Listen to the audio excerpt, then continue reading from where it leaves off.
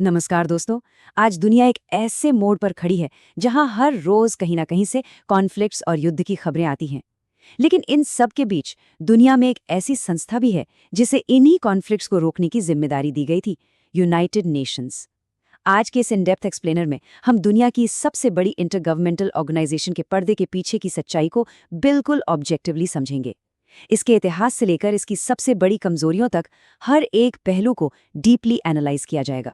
कहानी शुरू होती है साल 1946 से, जब पूरी दुनिया दूसरे विश्व युद्ध की तबाही से बाहर आ ही रही थी। तब एक ऐसी संस्था को हमेशा के लिए बंद किया जा रहा था जो इस तबाही को रोकने में पूरी तरह नाकाम रही थी। और तभी एक नए कल की उम्मीद में एक बहुत ही पावरफुल स्टेटमेंट दिया गया, the league is dead, long live the United Nations. ये सिर्फ एक लाइन नहीं थी, बल्कि एक ऐसी दुनिया की डेस्परेशन थी जो एक नए बेहतर सिस्टम की तलाश में थी ताकि इंसानियत को बचाया जा सके। तो इस सिस्टम को सच में समझने के लिए इस एक्सप्लेनर में हम 6 मेन पॉइंट्स कवर करेंगे। पहला, लीग ऑफ नेशंस का फेल होना।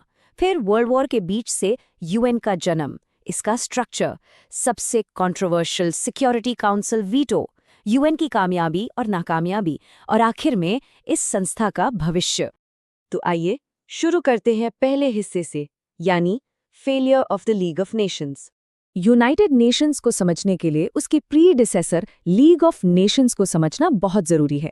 लीग 1920 में बनी जरूर थी, पर सबसे हैरान करने वाली बात ये थी कि जिस देश ने इसे बनाने का आइडिया दिया था, यूनाइटेड स्टेट्स, वो खुद इसमें कभी शामिल ही नहीं हुआ। इसके अलावा इसकी सबसे बड़ी कमजोरी थे इसके नियम। ये रूल्स नॉन बाइंडिंग थे, मतलब अगर कोई देश इनकी बात ना माने तो उस पर कोई सख्त कार्रवाई होती ही नहीं थी। इसी छूट का फायदा उठाते हुए 1930s आते आते एक्सिस पावर्स इससे आसानी से बाहर निकल रहे और पूरी दुनिया को सीधे वर्ल्ड वॉर 2 की आग में झोंक दिया गया। अब आते हैं दूसरे हिस्से पर, बर्थ फ्रॉम वर्ल्ड वॉर, एक नए सोल्यूशन की शुरुआत। अब यहाँ ध्यान देने वाली बात यह है कि इस नए ग्लोबल ऑर्डर को बनाने का काम युद्ध के खत्म होने का इंतजार नहीं कर रहा था। सोचकर देखिए, जब चारों तरफ गोलियां चल रही थीं, आसमान से बम गिर रहे थे, तभी 1943 की मॉस्को और तेहरान कॉन्फ्रेंसेस से लेकर 1945 की याल्टा और सैन फ्रांसिस्को कॉन्फ्रेंसेस में एक नए फ्यूचर का ब्लूप्रिंट तैयार किया जा रहा था। इस रैपिड मोमेंटम का नतीजा ये हुआ कि सैन फ्रांसिस्को में 50 देशों के डेलीगेट्स एकजुट हुए और आखिरकार यूएन चार्टर का ड्राफ्ट बनके तैयार हो गया। भले ही उस वक्त वहां 50 देश मौजूद थे, लेकिन पर्दे के पीछे की हकीकत कुछ और ही थी। इस पूरे नए स्ट्रक्चर की डोर दरअसल सिर्फ 4 बड़ी ताकतों के हाथ में थी, जिन्हें बिग 4 कहा गया: यूनाइटेड स्टेट्स, यूएसएसआर, यूके और चाइना।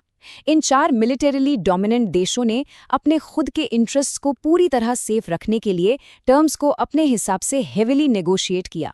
यानी शुरुआत से ही बराबरी की बातों के बीच ताकतवर देशों का दबदबा बिल्कुल साफ दिख रहा था। तीसरा हिस्सा, स्ट्रक्चर ऑफ द यूएन। चलिए देखते हैं इसके मेन ऑर्गन्स क्या हैं। यूएन असल में ग्राउंड पर काम कैसे करता है। इसके फाउंडेशनल आर्किटेक्चर को दरअसल 6 प्राइमरी बॉडीज में डिवाइड किया गया है। सबसे पहले है जनरल असेंबली, जिसे दुनिया का सबसे बड़ा पार्लियामेंट भी कह सकते हैं, जहां हर एक देश का एक बराबर वोट होता है। फिर आती है सबसे ताकतवर सिक्योरिटी काउंसिल, जिसके सिर्फ 15 मेंबर्स होते हैं। उसके बाद डे टू डे ऑपरेशंस चलाने के लिए सेक्रेटेरिएट, द हेग में स्थित जुडिशियल बॉडी यानी इंटरनेशनल कोर्ट ऑफ जस्टिस, आर्थिक और सामाजिक स्थिति के लिए इकोसॉक, और आखिर में ट्रस्टीशिप काउंसिल। अब इनमें एक बहुत ही दिलचस्प बात है जो शायद कम ही लोग जानते हैं। ये जो ट्रस्टीशिप काउंसिल है, जो कॉलोनाइज्ड टेरिटोरीज को आज़ादी दिलाने के लिए बनाई गई थी, ये पिछले 30 सालों से बिल्कुल इनएक्टिव पड़ी है। जी हाँ, 1994 में जब आखिरी टेरिटरी आज़ाद हुई, उसके बाद से इसका काम मुकम्मल हो गया। उस दिन से इस पर एक तरह से ताला लगा हुआ है। आगे बढ़ते हैं चौथे हिस्से पर, यूएन का सबसे कंट्रोवर्शियल और क्रूशियल हिस्सा, the security councils veto. UN की असल पावर इस एक छोटे से शब्द में छिपी है, वीटो। इसका सीधा सा मतलब यह है कि अगर दुनिया के बाकी सारे देश एक तरफ खड़े हों, लेकिन कोई एक परमानेंट मेंबर रेजोल्यूशन को ना कह दे, तो वो फैसला कभी लागू नहीं हो सकता। दरअसल ये स्टालिन और रूजवेल्ट के बीच किया गया एक डीपली कैलकुलेटेड जियोपॉलिटिकल कॉम्प्रोमाइज था। एक ऐसी शर्त ताकि ये दोनों बड़े सुपर पावर्स बिना अपनी पावर गवाए इस ऑर्गेनाइजेशन की टेबल पर बैठे रहें और दुनिया तीसरे विश्व युद्ध से बची रहे। तो इसको इस तरह पर्सपेक्टिव में देखिए, दुनिया में लगभग 193 देश हैं, लेकिन किसी भी मैटर पर आखिरी फैसला लेने की एब्सोल्यूट पावर, ये असीमित वीटो पावर एक्सक्लूसिव रूप से सिर्फ 5 कैपिटल्स के हाथ में है: United states, Russia, China, France और यूनाइटेड किंगडम। सिर्फ इन 5 देशों के पास ग्लोबल एक्शंस को अकेले दम पर रोक देने की असाधारण ताकत दी गई है। अब पुरानी और कमजोर लीग ऑफ नेशंस के फेलियर से सीख लेते हुए यूएन सिक्योरिटी काउंसिल को जानबूझकर एक ऐसी पावर दी गई जो पहले कभी नहीं थी: बाइंडिंग एनफोर्समेंट। इसका सीधा मतलब यह है कि यूएन अब लीगल तौर पर मेंबर देशों पर सख्त सैंक्शंस लगा सकता है या जरूरत पड़ने पर मिलिट्री एक्शन लेने के लिए उन्हें कंपेल यानी मजबूर कर सकता है। ये सिस्टम देशों की मर्जी पर नहीं बल्कि लीगल अथॉरिटी पर बनाया गया था। 5वां हिस्सा, सक्सेसेस एंड फेलियर्स। चलिए इसका एक ऑब्जेक्टिव इवैल्यूएशन करते हैं। आज कई दशकों के बाद जब हम इस ऑर्गेनाइजेशन को ऑब्जेक्टिवली देखते हैं तो एक बहुत ही बड़ा विरोधाभास यानी पैराडॉक्स नजर आता है। एक तरफ है बेमिसाल ह्यूमैनिटेरियन जीत, जैसे यूनिसेफ, WHO और WFP के जरिए बीमारियां खत्म करना, डीकॉलोनाइजेशन और करोड़ों रिफ्यूजीज की मदद करना। पर ठीक उसके मुकाबले दूसरी तरफ हैं खौफनाक जियोपॉलिटिकल विफलताएं, जैसे रवांडा का जीनोसाइड, बोस्निया और आज के टाइम के सीरिया और यूक्रेन कॉन्फ्लिक्ट्स। इन आधुनिक आर्म्ड कॉन्फ्लिक्ट्स को रोक पाने में यह सिस्टम पूरी तरह पैरालाइज दिखा है। इसकी ह्यूमैनिटेरियन जीत कितनी बड़ी है, इसे सिर्फ एक आंकड़े से समझने की कोशिश करते हैं। सालों पहले जब बच्चे 5 साल की उम्र तक पहुंचते थे तो डेथ्स का नंबर बहुत बड़ा था। यूनिसेफ जैसे प्रोग्राम्स के कारण 1990 में होने वाली लगभग 12 मिलियन अंडर 5 चाइल्ड डेथ्स आज घटकर 6.9 मिलियन पर आ गई हैं। ये वो ज़मीनी सच्चाई है जहां यूएन ने वास्तव में लाखों जानें बचाई हैं। लेकिन जैसा कि हमने पहले देखा, जब बात ग्लोबल पॉलिटिक्स की आती है, तस्वीर बिल्कुल बदल जाती है। जब भी किसी मामले में इन 5 में से किसी एक परमानेंट सिक्योरिटी काउंसिल मेंबर का अपना इंटरेस्ट इन्वॉल्व होता है तो संस्था पूरी तरह हेल्पलेस हो जाती है। ये चीज़ हमने न्यूट्रल्स तरीके से देखी है सीरिया और यूक्रेन कॉन्फ्लिक्ट्स के दौरान वीटो किए गए रेजोल्यूशंस में, जहां लगातार पावर पॉलिटिक्स आम इंसानियत पर भारी पड़ती नजर आती है। और अब आखिरी हिस्सा, द फ्यूचर ऑफ यूएन। वक्त के साथ बदलाव या फिर इररेलेवेंस। 21वीं सदी की बदलती दुनिया में अब एक बहुत ही गहरा मोरल टेंशन पैदा हो चुका है। एक तरफ है किसी भी सॉवरेन देश का अपने बॉर्डर्स के अंदर पूरा अधिकार, और दूसरी तरफ है यूएन की बढ़ती हुई मोरल जिम्मेदारी। जब कहीं ग्रॉस ह्यूमन राइट्स वायलेशंस होते हैं तब इंटरवेंशन जरूरी हो जाता है।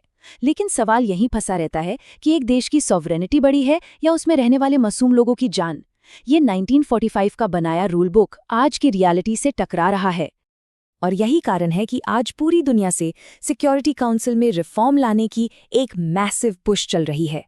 इंडिया, ब्राजील, जर्मनी, जापान और साउथ अफ्रीका जैसे पावरफुल देश परमानेंट सीट्स के सबसे लॉजिकल कैंडिडेट्स बनकर सामने आए हैं। ये सोचकर ही काफी अजीब लगता है कि आज अफ्रीका और साउथ अमेरिका जैसे पूरे के पूरे कॉन्टिनेंट्स का इन 5 परमानेंट सीट्स की टेबल पर 0 रिप्रेजेंटेशन है। एक बहुत ही फेमस कोट है एक पुराने सेक्रेटरी जनरल का, जो इस पूरे सिस्टम की रियलिटी को एग्जैक्टली डिस्क्राइब करता है। उन्होंने कहा था, the UN was not created to take mankind to heaven but to save humanity from hell. ये अल्फाज यूएन के प्रैग्मैटिक यानी प्रैक्टिकल नेचर को दर्शाते हैं। यूएन का सच में मकसद दुनिया को कोई स्वर्ग बनाना नहीं था, बल्कि इसका सिर्फ एक डिफेंसिव गोल था, इंसानियत को एक और तबाहकुन विश्व युद्ध की आग से बचाना। तो आखिर में ये एक्सप्लेनर एक सबसे बड़े और बहुत ही गहरे सवाल पर आकर रुकता है। क्या 1945 के हालात को देखकर बनाया गया ये जियोपॉलिटिकल सिस्टम बिना किसी मैसिव रिफॉर्म के 21st सेंचुरी में टिक पाएगा, या फिर आगे चलकर इससे भी ठीक उसी अंजाम का सामना करना पड़ेगा जो इससे पहले लीग ऑफ नेशंस का हुआ था? ये एक ऐसी चर्चा है जिस पर सबको डीपली सोचने की जरूरत है। इस एक्सप्लेनर में हमारे साथ जुड़े रहने के लिए बहुत बहुत शुक्रिया।